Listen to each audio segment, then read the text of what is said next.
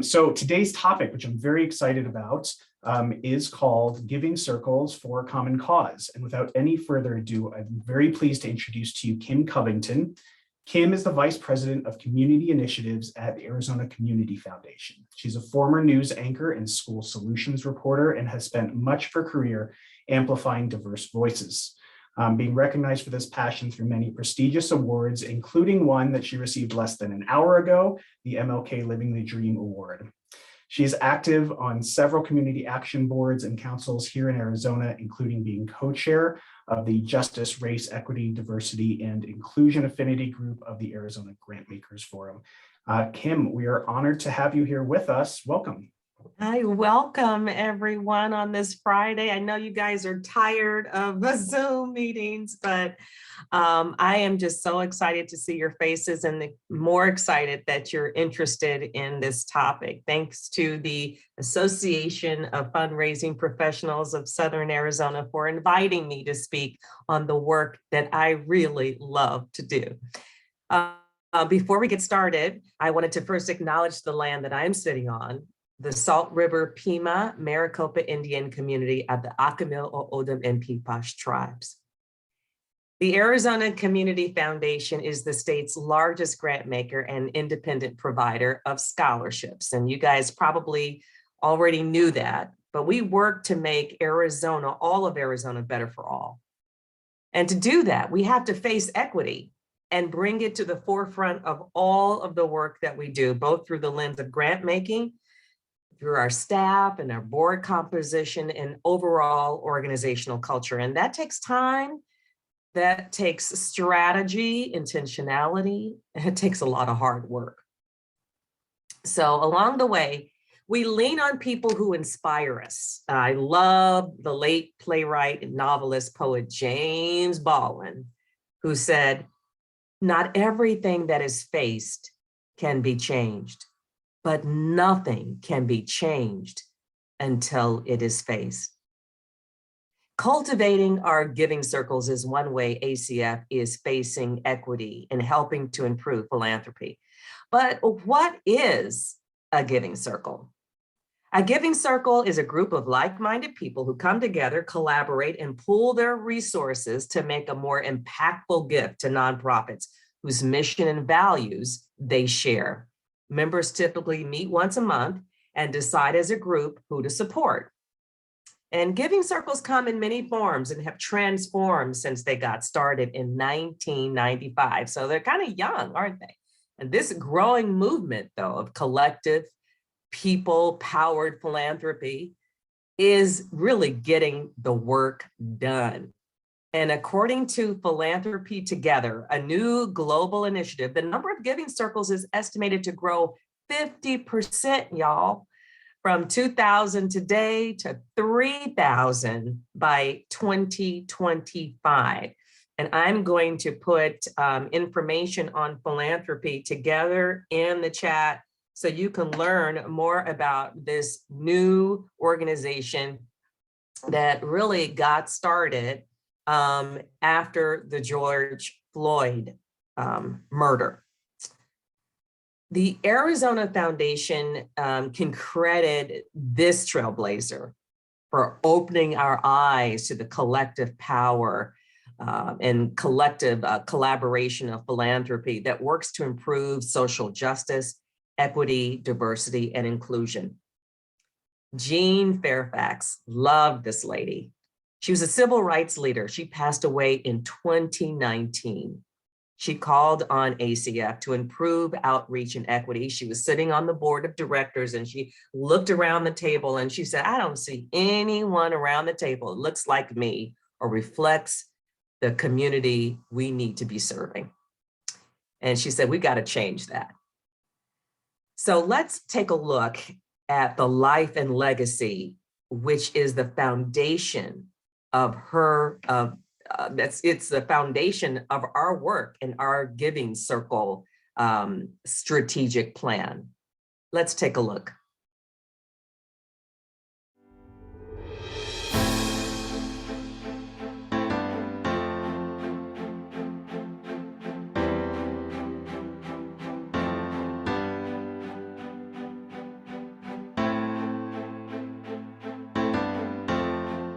Jean Emily Fairfax led a purpose-driven life, facing our nation's darkest hours with courage and determination. Few people know of her many contributions until now.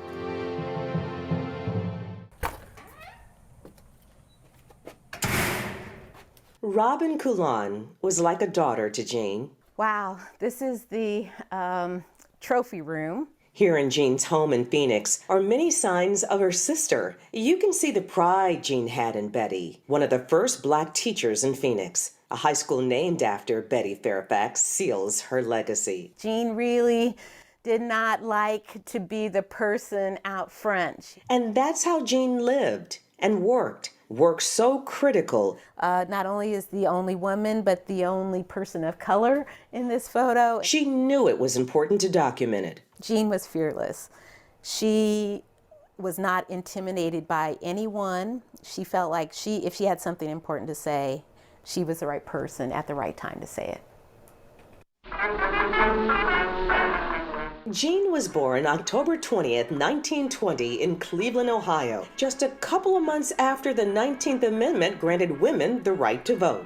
Jean once stated, "I don't separate myself from what happens to my people. That's the connectedness that I learned from my family." A family that also taught her the importance of education. Her mom and dad were the first in their family to be born into freedom, and the water department administrator and social worker were the first in their family to go to college. And Jean must have made her parents proud. Attending Cleveland public schools, Jean stood out. Jean kept her National Honor Society certificate from high school, Glenville High School in Cleveland, May 26, 1936. Then, right in the middle of World War II, Jean graduated Phi Beta Kappa from the University of Michigan, and 3 years later earned master's degrees in world religion at Union Theological Seminary and Columbia University, studying under world-renowned theologian Reinhold Niebuhr, who argued that Christianity is obligated to confront ethical, social, and moral problems.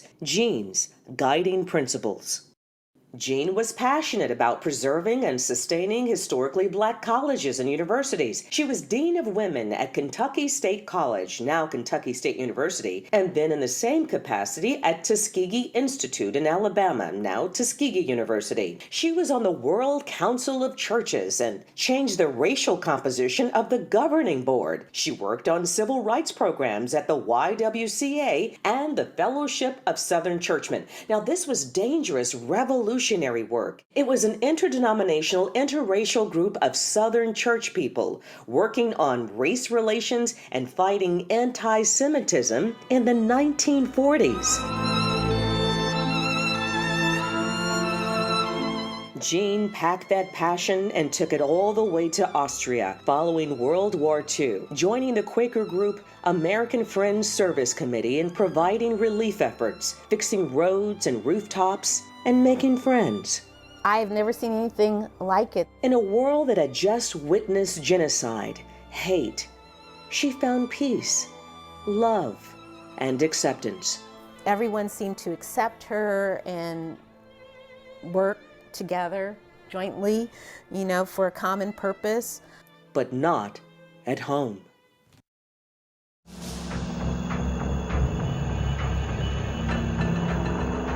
Any mention of equal rights in the South was like a death sentence, and Jean marched towards it. Brothers and sisters, good morning. Here she is speaking at a national symposium at the University of Mississippi about her desegregation work as a community organizer. 10 years after Brown versus Board of Education declared racial segregation in the nation's public schools unconstitutional, Jean worked to integrate all white schools like Carthage Elementary. Waiting as federal marshals in Lee County assembled their rounds of ammunition and canisters of tear gas, I was aware that trouble Even violence was anticipated. In 1964, a federal court ordered the school to accept black students. The Ku Klux Klan had just murdered 3 civil rights workers, and the 9 black families who wanted to enroll their children feared they were next. The fearless community organizer went from house to house in the middle of the night, trying to convince the families they would be protected, but they backed out. Then she came to the house of Deborah Lewis. I shall never forget the moment when 6-year-old Deborah Lewis impatiently cried out, "What's everybody waiting for? I'm ready to go." Deborah did well in school and graduated. Her legacy lives on in her niece, Maka Scott. The Phoenix attorney is part of the Black Philanthropy Initiative. Now, this is just how connected we all are. This is the same initiative Jean helped get off the ground. We shall not be moved. Groundbreaking policy had Jean's name all over it when she later joined the NAACP Legal Defense and Education Fund. Jean founded and served as the director of LDF's Division of Legal Information and Community Services from 1965 to 1984. During that time, she helped expose the widespread illegal diversion of federal funds that were supposed to help poor students. And in 1968, her study on injustices of school lunch in the publication Their Daily Bread prompted Congress to increase funding so that all students, like Nima, will have access to free and reduced lunch if they need it, no matter who they are or where they live. Yes, we can thank Jean for pushing for equity in school lunches and much more. When Jean and Betty came to Phoenix to retire, they didn't just rest and watch the sunset. No. Jean attended Harvard University as a Radcliffe visiting scholar. The sisters continued traveling around the world, and they created endowments at the Arizona Community Foundation, where they are still able to give thousands of dollars a year to their causes. Jean didn't want that vision of equality and philanthropy to end with her. She helped develop the Black Philanthropy Initiative as another way for giving and connecting to our community. The BPI now has a family of funds, including a permanent endowment supported by African Americans and other like-minded donors to address relevant issues in the Black community. Happy birthday to ya. Philanthropy became Jean's new strategy of transforming and building communities. And she hoped it would become yours too. Because if you have clarity about your values like Jean, have empathy, willing to collaborate to problem solve, if you are undeterred, you will succeed in advancing the social good. That's what's most rewarding, because that kind of impact, the Jean Fairfax impact, lives on. So that video, I'm sorry, is 7 minutes long, but I thought it was important for you to understand how we started this philanthropy for all, we call it. And it started with BPI, but it really has expanded. Since Jean mentioned that at that board meeting, and worked with others across worked with other board directors. It was Michael Kelly at the time, and she worked with Jackie Alling, and then other members of the community. ACF has managed several giving circles and initiatives on a platform we call Philanthropy for All. And here is a snapshot of all of them. We have Latinos Unidos, which started really right after, just a few months after BPI. And it works to improve justice, equity, and grant making to Latinx-led NPOs. We have Latinas Who Give. It's a circle which branched off from the original Latina Giving Circle. The Latina Giving Circle is now housed in Tucson. And we have the Arizona Asian Pacific American Women's Giving Circle and the Chinese American Foundation, or CAFA we call it, supporting Asian causes. Recently, they've been supporting efforts to combat Asian hate, improve cultural knowledge, and support COVID relief. The Native American Initiative is fairly new. It's working to build capacity and improve succession planning for Indigenous-led NPOs. It took us 3 years and 3 listening sessions and summits across the state to develop this initiative, which consists of 20 members representing many of the 22 tribes in Arizona. So it's a lot of work in order to truly participate in equitable giving that is inclusive, regenerative, and supportive of more diverse Indigenous communities. NIA is teaching us that ACF must shift and realign with values and protocol that Native communities throughout Arizona uphold and celebrate. We have to get on their page. Based on core values of collaboration, holistic thinking, reciprocity, and planning for 7 generations, Native leaders ground us in a holistic strategy framework that's really important to them, that if honored and valued, can lead ACF to strengthen itself as a leading philanthropic partner, responding to Indigenous needs and opportunities in ways that value inclusivity and contribute to equity and leverage more sustainable outcomes. NIA is also teaching us to recognize the land that we're sitting on, stolen from their tribes. We invite you to recognize and honor them and to find the original stewards and of the land that your current members represent. Yes. The Native American Initiative.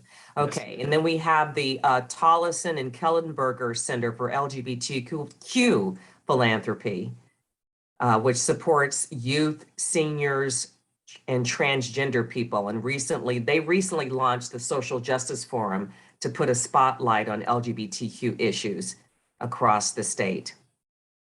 And we have the African American Women's Giving and Empowerment Circle, transforms the lives of Black women and girls through collective impact of financial support and advocacy.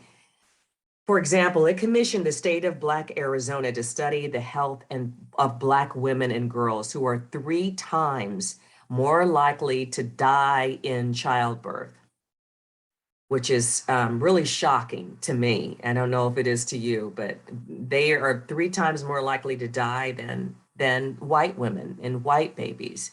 And so why is that? Well, the state of Black Arizona wrote a report, and I don't know if you're familiar with this nonprofit, but it creates a platform for the synthesis of data, demographics, and research that informs the community on the status of African Americans in Arizona. And I am going to place this link in the chat so that you can learn more about the state of Black Arizona, the nonprofit. And I see that Ori Green is asking the question, state of Black Arizona?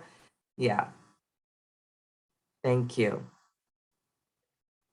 And so they commissioned that report, and then they're working to support those nonprofits that are working to improve the health of Black women and girls.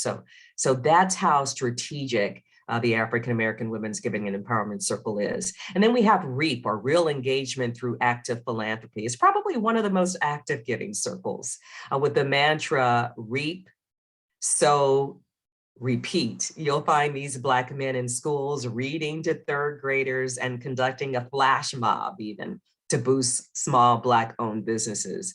Like the other giving circles, membership requires including putting a little in a large pot, but REAP has 3 levels of giving, from $500 a year or $40 a month, you can do that, or up to $2,500 a year. So it allows them to choose which level that they want to give. They don't want to exclude anyone, which I love that.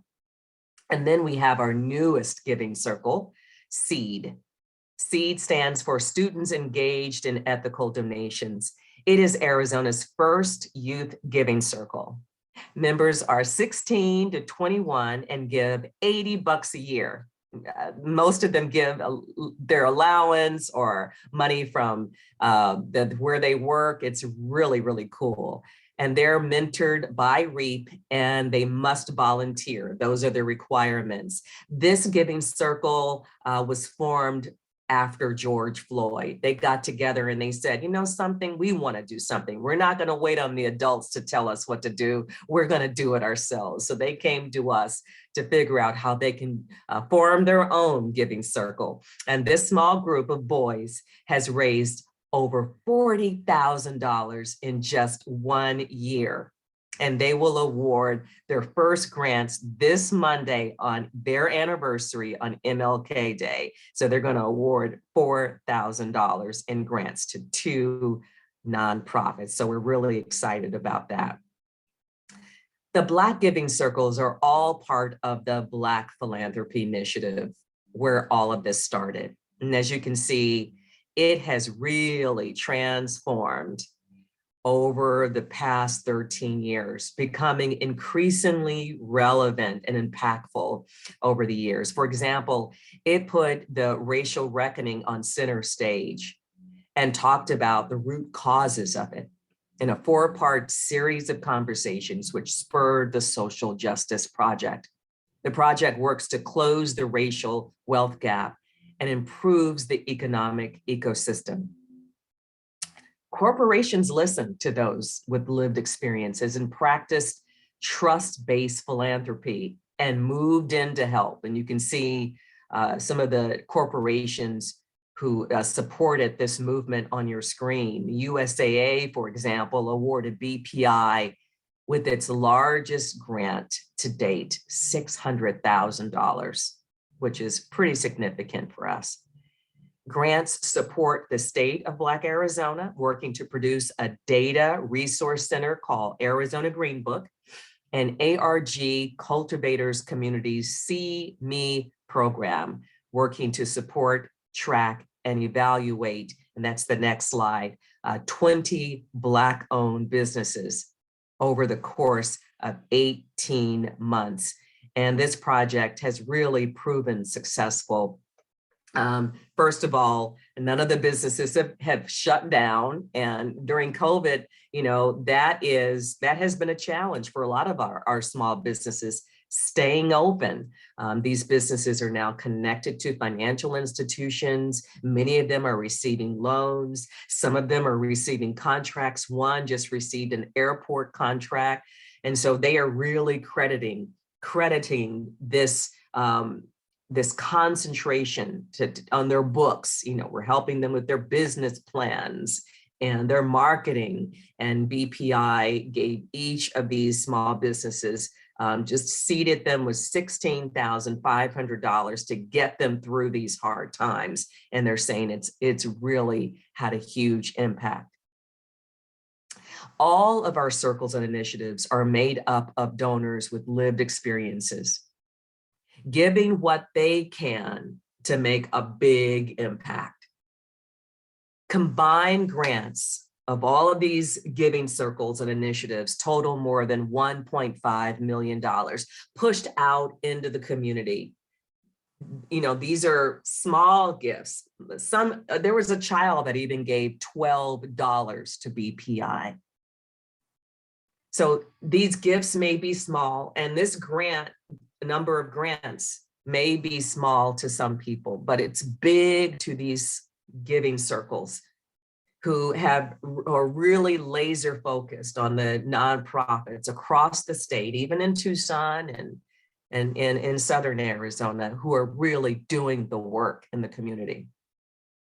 They're all working to do one thing, as shared in this next video.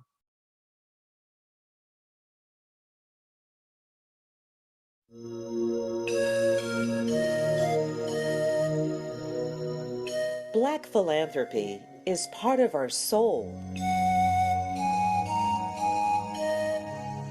It freed slaves via the Underground Railroad. It created the Black Masons fraternity with pooled resources, advancing equality in 1775. It built one of the country's most prestigious medical institutions, Homer G. Phillips Hospital. It fueled the civil rights movement and leaders in the valley like Tuskegee Airman Lincoln Ragsdale Sr., who helped break the color barrier in countless industries. It established one of the largest historically Black colleges, Tuskegee University. Former slaves first planted it in a church. Went down to the river Jordan, where John... Rooted in the Black church, philanthropy is our tradition, but somehow we lost our story in Arizona. We don't talk about it enough. We don't talk about what we've done to influence the lives of our own people, let alone all people. As a scientist and as a physician, I could talk about one person in particular named George Washington Carver, who did so much for the world, but got so little respect for it and so little acknowledgement. Well, that's just been our history. Lots of times Blacks and African Americans have been so into philanthropy that no one even knew about, that when people found out that, oh gosh, that hospital was opened up because of these doctors that got together, these African American businessmen that got together, or this school, this university was started like that, they get there in awe. When really, in fact, that's been the way that we've been doing business for hundreds of years. And so philanthropy is a part of life to me. Giving back to my community is about why I do what I do.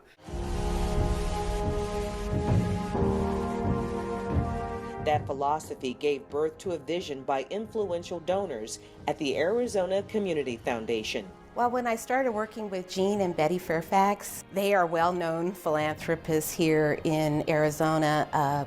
They instilled in me the idea that the Black folks in Arizona are very generous, have always been community-minded, have always wanted to engage in projects that helped the youth, seniors, and just the community at large.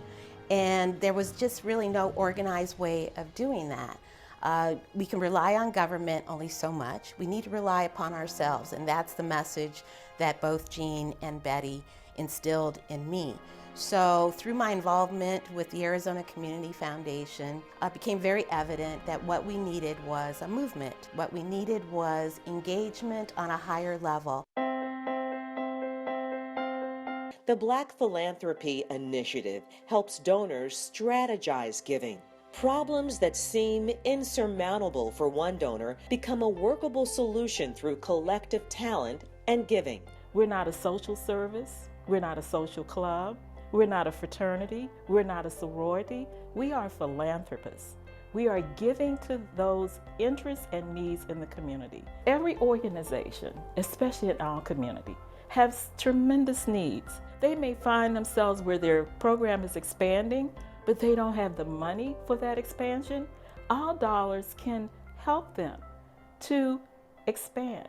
We can help to leverage other organizations to provide that assistance. BPI partnered with the Burton Family Foundation to fund a 6-campus HBCU tour for 40 African American students at Phoenix Union High School District. It was my first time in an airplane. I've only been Arizona, Mississippi, and that's it. Never been anywhere else in my whole life. BPI believes in giving Black students access. It was like, because I've always been here, it was like, opportunity, hope. It made a huge difference. I've been accepted to Mississippi Valley State University with a full tuition scholarship. And I was grateful that I had the experience because honestly, if I didn't, I probably wouldn't even have considered Mississippi Valley State. BPI members give because they haven't forgotten. My family didn't come from much, so we relied on the community really to raise me, to support us when my mom was at work working 2 or 3 jobs, and just really giving back to each other and coming together as a community. And that circle of giving never ends, but you've got to share the story.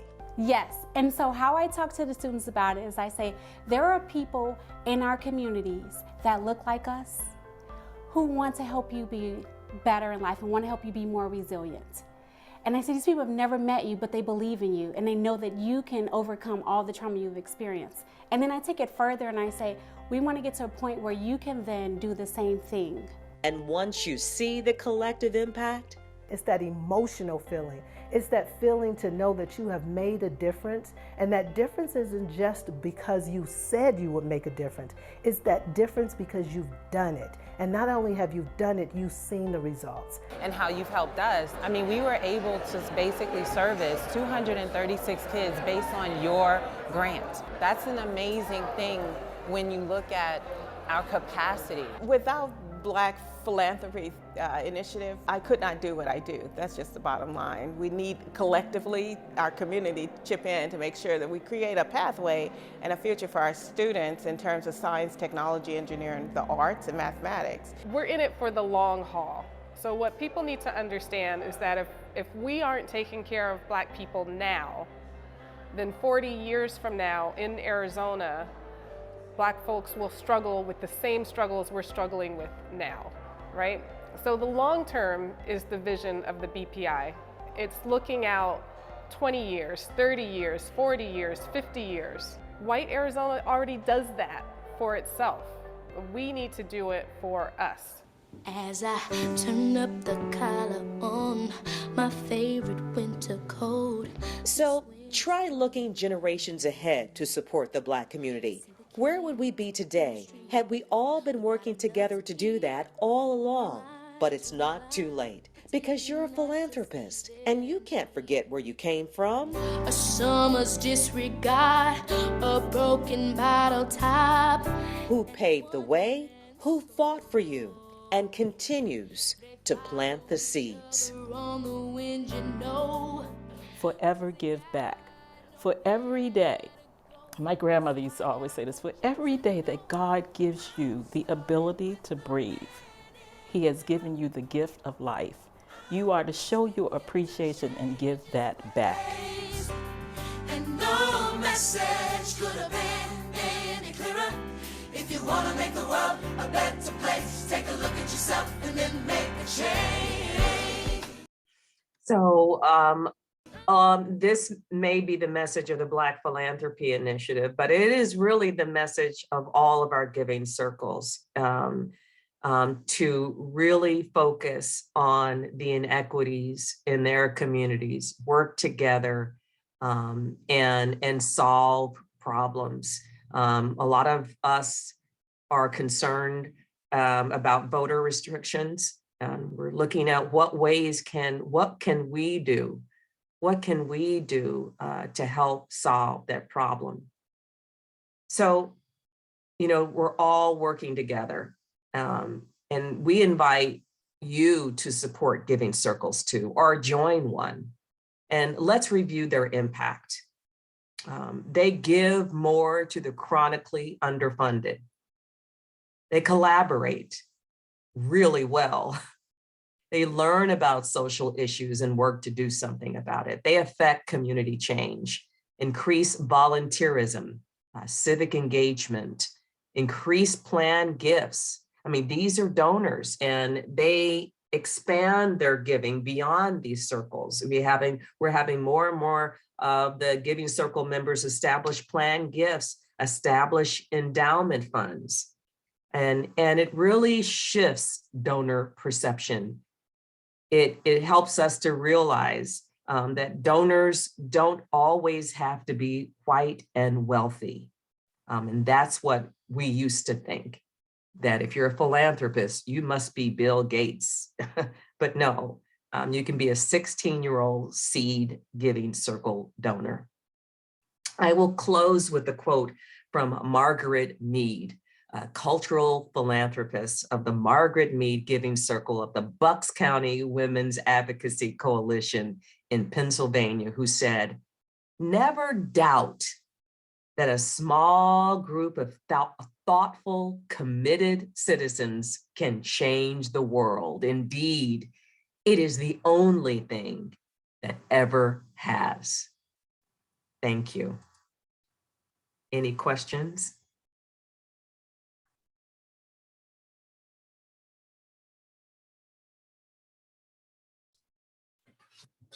Thank you. Thank you very much, Kim. That was really fantastic. I do have some questions for you, and I hope that anyone else on the call who's got some will please go. Oh, Amy's got one. I'll go ahead and give you the floor, Amy. Hi there, Kim. So I'm wondering, I work for Habitat for Humanity Tucson. I'm their director of philanthropy. So what would you suggest for an organization such as ours that has really, we only have 2 programs, and we may have, you know, a handful of affinity groups within our organization. What would you suggest for an organization like that? We don't want to mission drift, so, but I do like this idea, particularly because I think it's very inclusive, and also because I think it's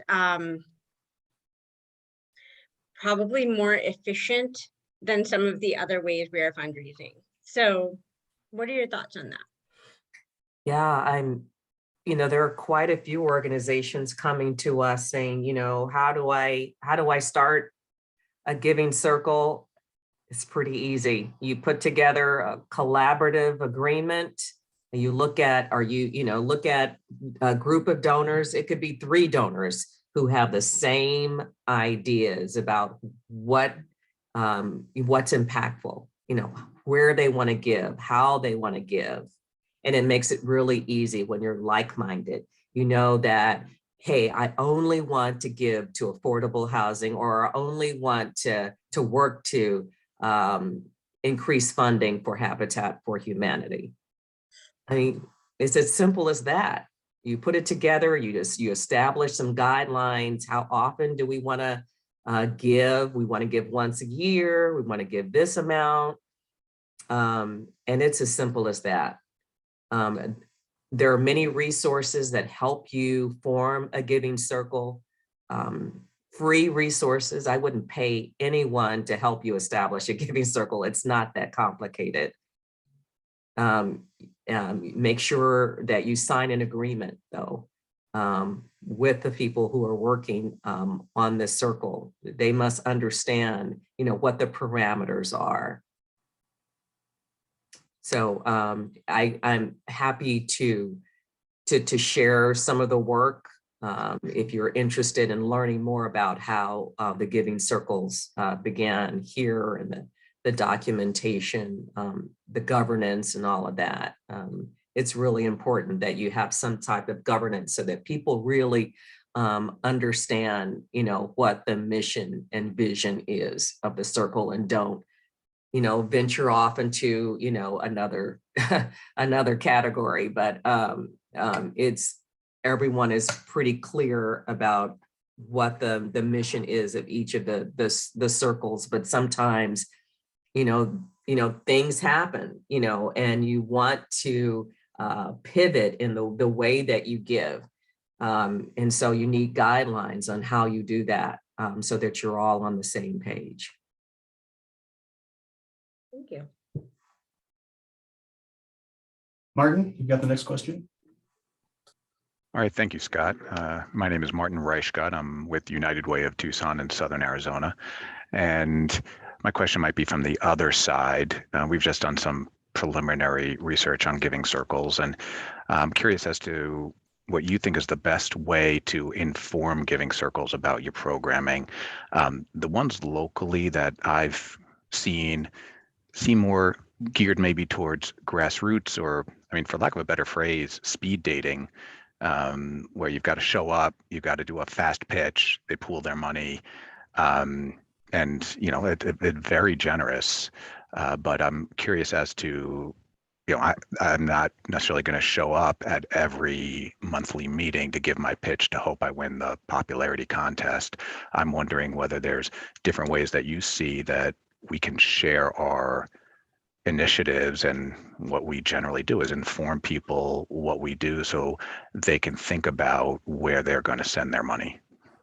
Yeah, that is, I guess, the most challenging issue. We have 22,000 nonprofits in Arizona, Everyone wants to get in front of the donors. And so the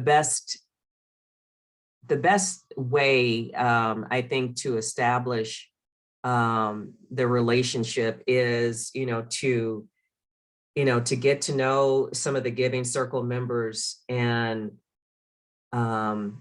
they're really accessible, and to engage them about your work.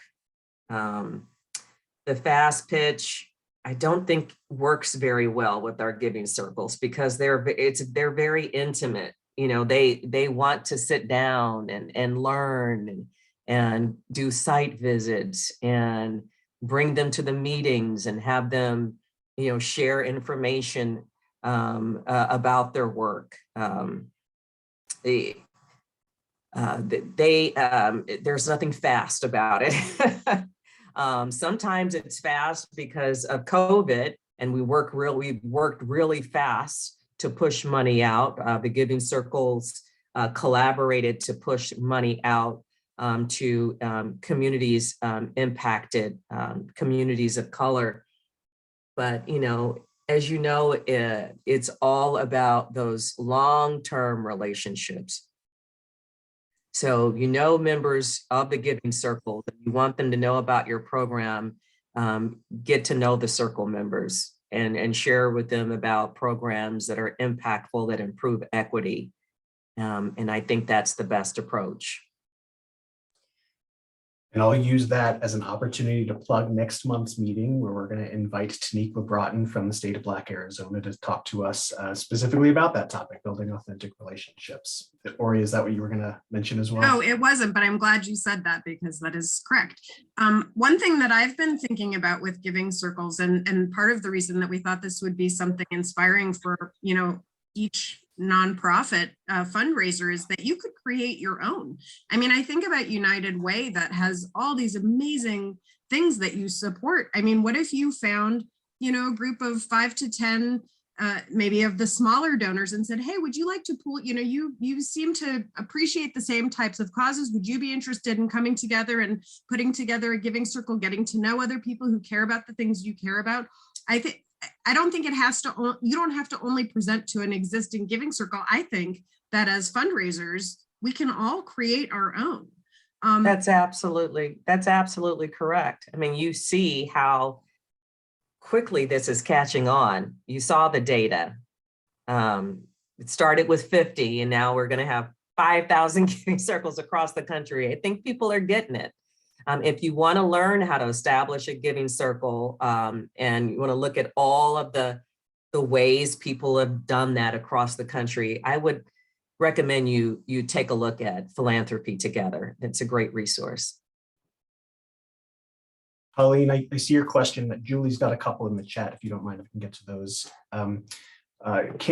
Julie Ragland has a couple of different questions. Are you aware of any Giving Circles that exist in Tucson other than, for instance, the 100+ Women Who Give or the Latina Giving Circle? She's also wondering about the ethical implications of larger, more well-established organizations taking space in Giving Circles that could, or maybe should, be supporting smaller causes in more mutual aid type of model. And Julie, please, if I missed anything. Yeah, I mean, again, we go back to those guidelines. So with the Giving Circles and initiatives, the guidelines that they've written, ACF stays out of that. They write their own guidelines. Every single one of them said that they will not give to organizations that are large. They only give to the communities that have a budget of about $300,000 or less. Those are really small nonprofits. But we are finding that those small nonprofits are the nonprofits that really understand our communities. They're doing the work on the ground with lived experiences. Now, some of them may say, listen, help us to become larger. We don't want to be a small nonprofit forever.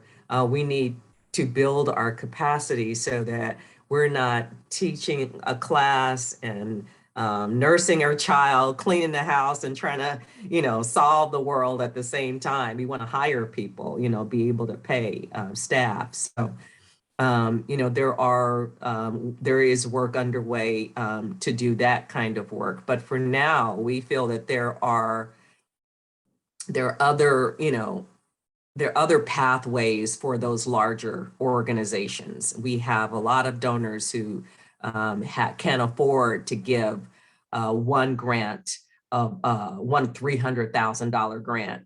Our small giving circles, we can't afford that. And a $5,000 grant is probably not going to be impactful to a hospital or a large organization that has such a large budget. So we really are laser focused on learning from those with lived experiences, small organizations impacting our community. So you really, when you're putting your giving circle together, you establish those guidelines. If you are giving to just small communities or small nonprofits, make that very specific in your mission and your values and your guidelines. We've just got a couple of minutes left. I know Colleen's got a question, and depending upon the timing, we may have time for one more. I just wanted to add on to what Ori has been sharing in the chat, that, and Julie knows this well too. I worked for organizations that had like leadership circles, and it was designed around dollar amounts, so higher level. And I think that there are some implications and setbacks to that because, you're giving them, special attention or, more communication or resources. But I think that kind of model could work with other groups of donors that don't necessarily have to be the largest donors, but may, like some have said, like care about specific passion or certain project or mission. And then just use them as a resource and really to get more excited and more invested in the work and the mission that you're doing. That's a great point, Colleen. And I may note that, the amount of money that the donors give in the circle, it doesn't carry a greater, they don't carry greater voice. So everyone is equal. So you may have, for example, on the REAP giving circle, you may have someone who only can afford to give $40 a month. And then you have others who can give $5,000. So they, may be investing more in the circle, but it is critical that they understand that their voice is equal, and $25 is just as valuable as $25,000. Well, thank you very much, Kim. That's just a wonderful message to leave us on. I think a lot of the work that we're going to plan on talking about the rest of the year relates to a lot of the things you said. It's just so amazing to see the growth of giving circles out there. Personally, I'm appreciative for a lot of this information that was new to me, and some new faces and stories to know. I'm ready for the Netflix special on Mrs. Fairfax. Just 10 episodes, let's do it. I'm in. And that's great. Let me think about that. Yeah. And then, and I just love the message. I'm sorry I missed her name, but one of the BPI members had a message towards the end of that second video. That's Gail Knight. And hats off to Robin Coulon, who was in both of the videos. Robin is now made history. She's the chair of the Arizona Community Foundation. Lost my brain. My brain kind of Arizona Community Foundation, and that is historic. She's the first African-American to chair this statewide community foundation. So as you can see, she has a heart for the work that Jean Fairfax talked about, and is carrying that through. So we're so very proud of her, and she's an amazing leader in our community, and just won the Calvin C. Good Martin Luther King Award today. Well, congratulations to you for that as well. We're so pleased that you were able to spend some time with us. I'm sure if we've got other questions, we can pass them along to you, and we'll have this available for people that were able to join us today. So everyone, please thank Kim for joining us. Thank you, everyone. Have a wonderful weekend. Thanks, Kim. Thank you.